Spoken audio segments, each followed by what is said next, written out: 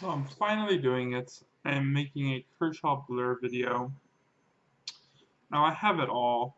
I have the Tonto blade with the serrations.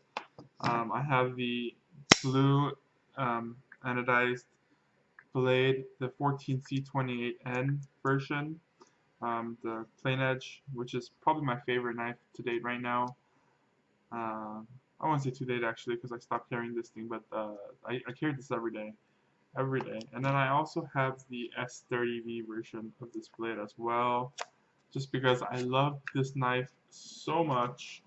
I pulled the trigger on all three. This is the S30V version of this blade. This one has never been used, never been sharpened, any of that. Okay. So let's get on to the review. I've upped my camera angle a little bit so I have a bigger field of view. Use one of those cheap Gorilla Pods. I was using this tripod. It was off there. The keychain tripod. And for the most part, this keychain tripod's pretty awesome. But I just decided to use the Gorilla Pod because it goes higher. Alright. So on with it. The price. Now the price for these, they're kind of pricey for a knife. Right, this is the cheapest, the Tonto with the serrations. That's probably because it's the least sought out of the Kershaw Blur line. Now these are all Kershaw Blurs with just different blade steels and blade shapes. These two are the same, plain edge, which is, I like plain edge much better. But this still ranges around $40. This one about $60. This one about $100. So take your pick, right? If you don't like this blade shape, then you can step up to a little bit more expensive blade shape.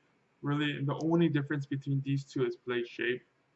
The steel, everything else is the same, except that for some reason, the Tonto blade is shorter. It's shorter. So, again, Tonto blade's a pain in the ass to sharpen. That's why I don't use this knife, because I don't want to sharpen it. I don't like sharpening serrations either, but this one actually has the best lockup of them all. So I've banged the crap out of this, and this thing engages perfectly. Brand new. But with the blur that's been used, no matter how hard I hit that back, this thing is not going to give. Okay, so I've seen many videos out there where the Kershaw Blur, they failed the spine whack test. Now I don't really spine whack anything, but just for the sake of showing you, no matter how hard I bang this on the back of this, that lockup is fantastic. Okay. I don't think we're gonna have a problem because there is a lot of cutting edge on the tip. Again, so the serrations gives me a very rough cut, but it does fine. This feels like I'm using a much smaller knife.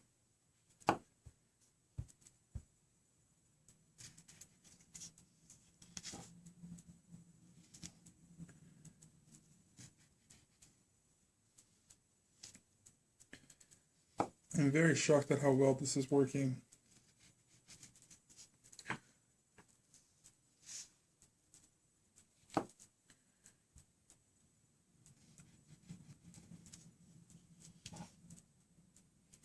So a Tonto style blade and serrations is more tactical than it is useful in a daily carry. So you can tell I did grip a lot of that orange with that serration side. Sending this knife off for warranty service. One, the pocket clip does not unscrew. And next, I don't like the serrated and the Tonto blade, so I asked if they can replace. If they can't, it's okay, I have other blurs. Now I've extensively used these two knives right here. The S30V version I've not used at all because this is more for my collection. than for actual use. Now I've been using this. This is probably the most used knife. I've sharpened this about 4 times.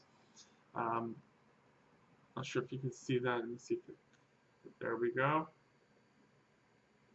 Take a look at that beauty. I'm not getting enough light. There we go.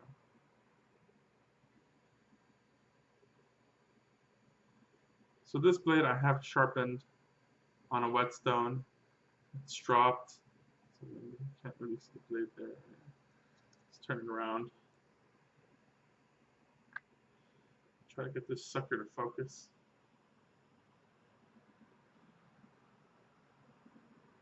You can do it, I tell you. Just can't block the light. There we go. So you can see that it does have a pretty good mirror finish on the blade. I've sharpened this several times, and I also dropped this very hard. I dropped it 6 feet onto concrete, and that's pretty much the only damage that happened to it. That and a chipped blade. Also, the upgrades I did with this knife, I did get a deep carry titanium pocket clip. So I waited almost 2.5 months for this pocket clip, but it was worth it. The deep carry, man, this made the knife my favorite knife at the time. Now the pocket clip that it does come with is one of these. I'm going to go down into my talking points before I babble anymore because I'm already 5 minutes in. The price, I'm going to give it a 7 because again, it is a little pricey, especially for the budget line like these two. If they stuck it around $30, it would have been much better. But not so much. This one's about 30, I think, right? This one's about 40 to 60. Yeah. So this one's about 40 to 60 as well. But this one you can find for 40. This one should be at 40 to 60, but usually go for 60. This one I paid $100 for. S30V steel, obviously you're getting a more premium steel. But again, 7, it's not cheap, it's not expensive, it's very good for your money. 7's an okay score. Blade shape. Now the fact that I'm going to look at the plain edge because it's my preferred knife. It has a recurve on there. And this recurve, man, does it help out so much. So a little story about the recurve is I went in to cut a project. It was a big sphere, a styrofoam sphere.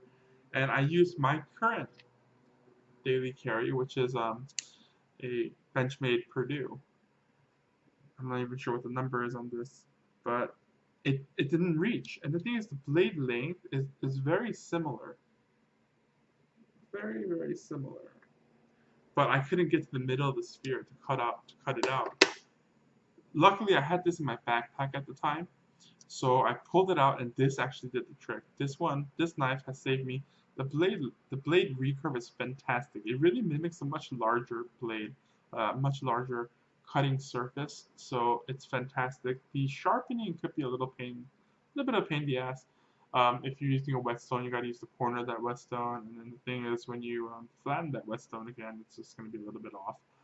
But I've been using the Lansky on this thing, and it works perfect.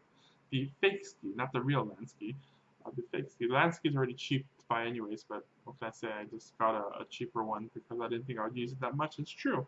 I only use it for my recurve blades, and it's fantastic.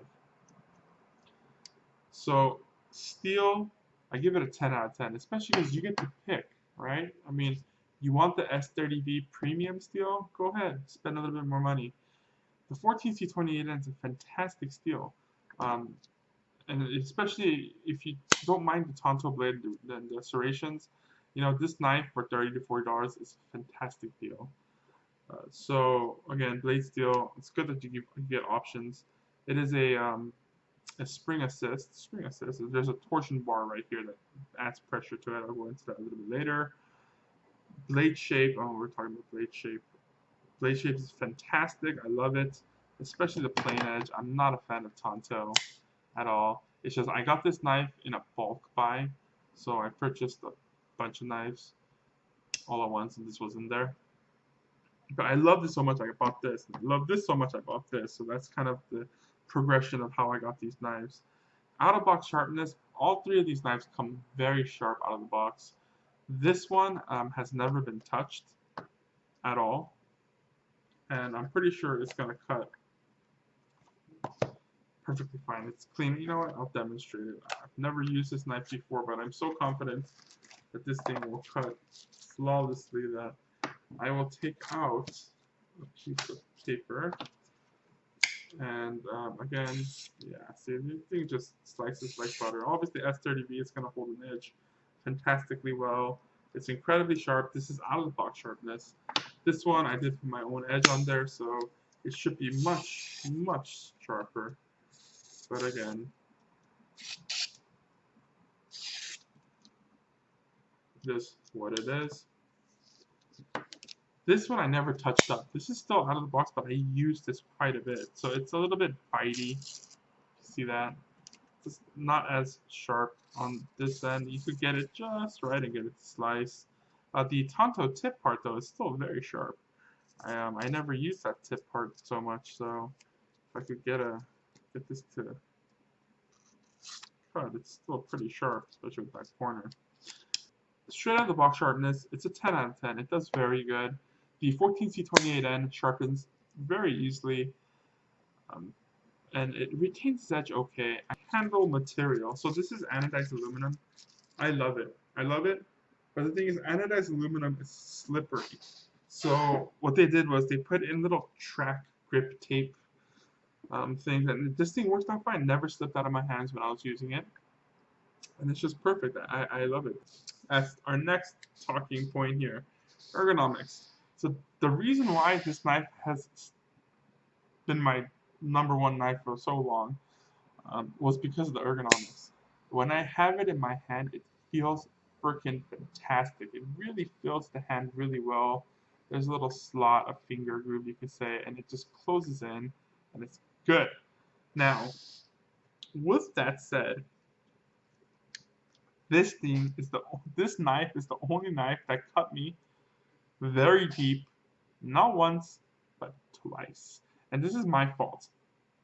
My fault completely, but again, it's never happened with any of my other knives. What I like to do is I like to get tissue and clean right in here.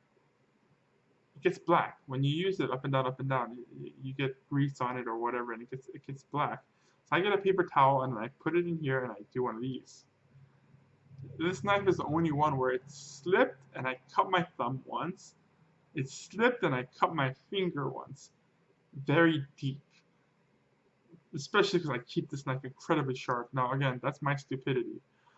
But it happened twice.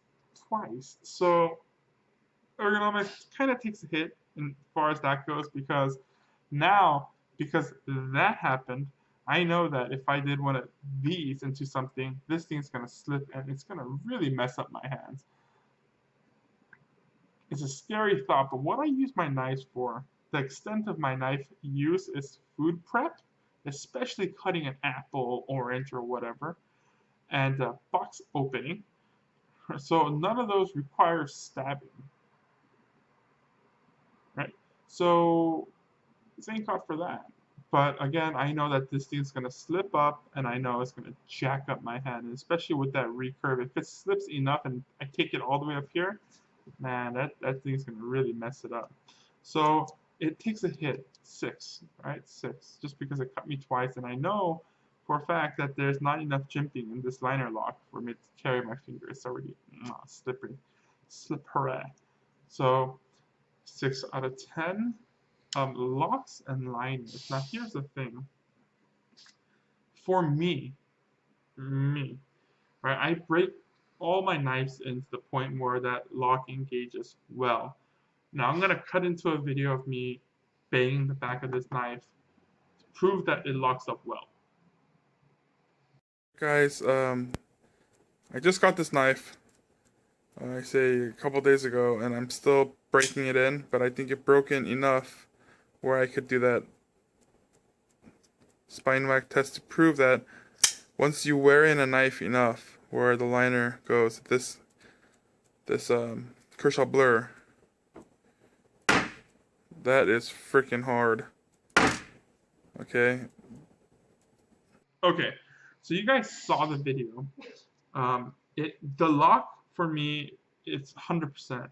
Right, it worked every time. And so far, it's still hanging on, right? Works well.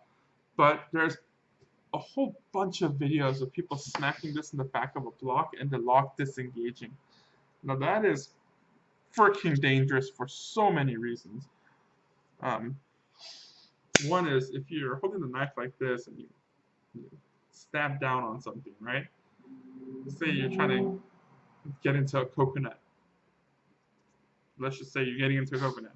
And if that lock breaks, that's going to go straight in your hands and you're going to really jack yourself up. So, because there are videos of that, I'll give it a 7. But for me, just know that for me, it's been working fantastic.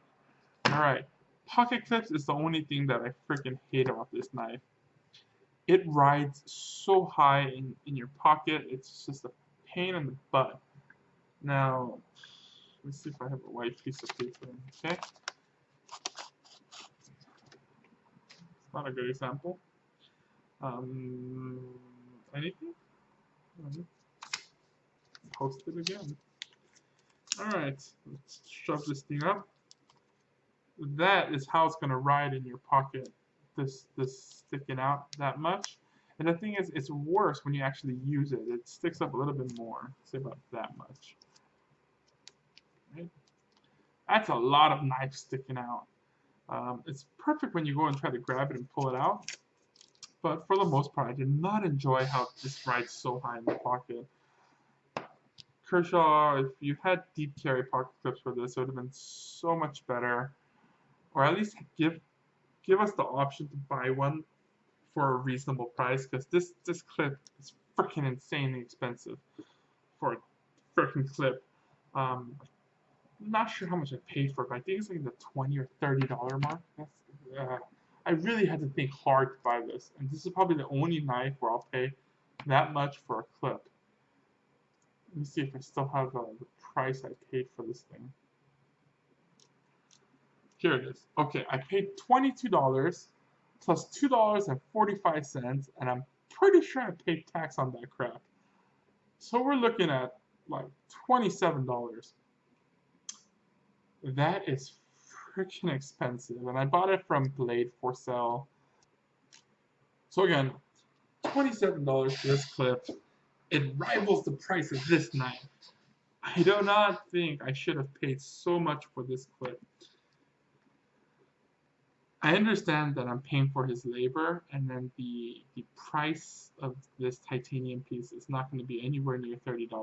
But I don't think his labor is worth 20-something dollars that he charged.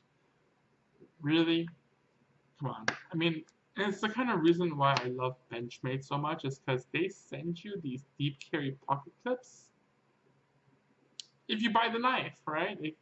It's just fantastic. And I put deep carry pocket clips on all my Benchmates because they're freaking awesome. So the price of this was freaking insane.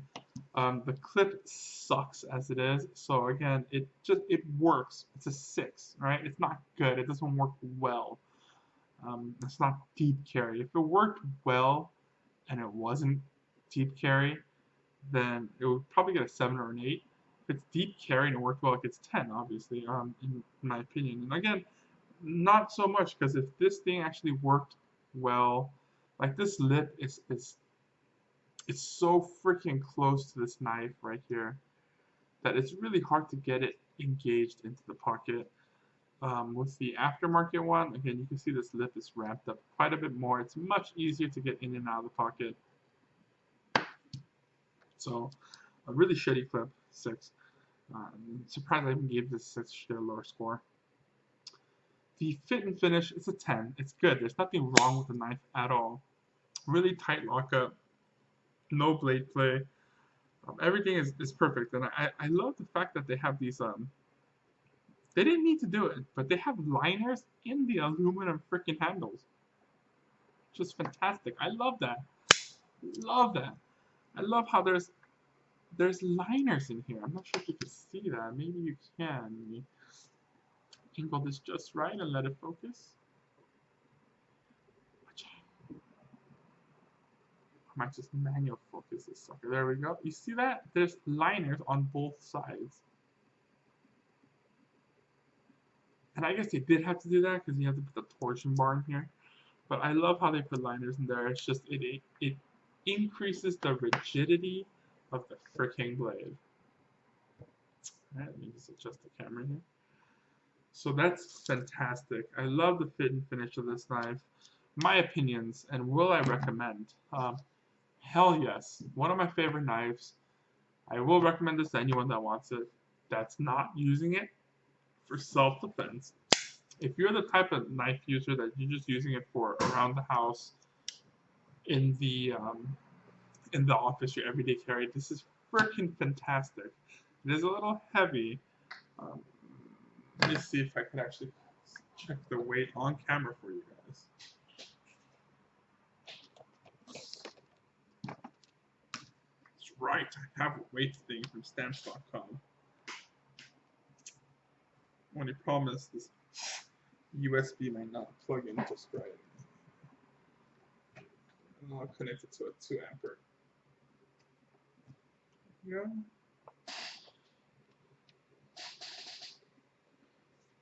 2 amps is plenty of power. Let's get this thing up and going.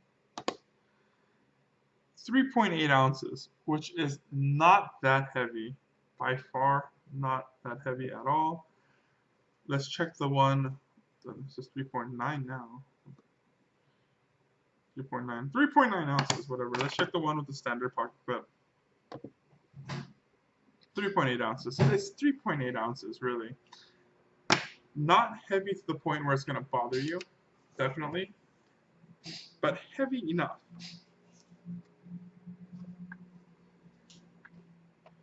I think I should just keep this USB in there. Yes, I'm going to do that. Keep this USB port in here to power that all the time. I should really do a review of my USB charge station. This is freaking fantastic. Anyways, so again, my recommendations, I recommend it to anyone that wants a good knife, but only to those that aren't going to use it for hunting, for stabbing, self-defense, right? Self-defense, and any of those applications, because this shit will slip on you and go forward and slice the crap out of your hand. Alright, thanks for watching, guys. That's my review. My total score. I did not get the total score. Let's go here. 3 here, 4 here, 3 here, 4 here. Really not much to take out. So it gets an 86. A whopping 86. Right? 86 out of 100. That's a pretty high mark. Not so bad at all.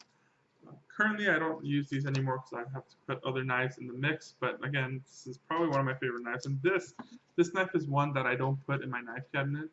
It stays out because I use it so much. Thank you for watching, guys, and have a good one.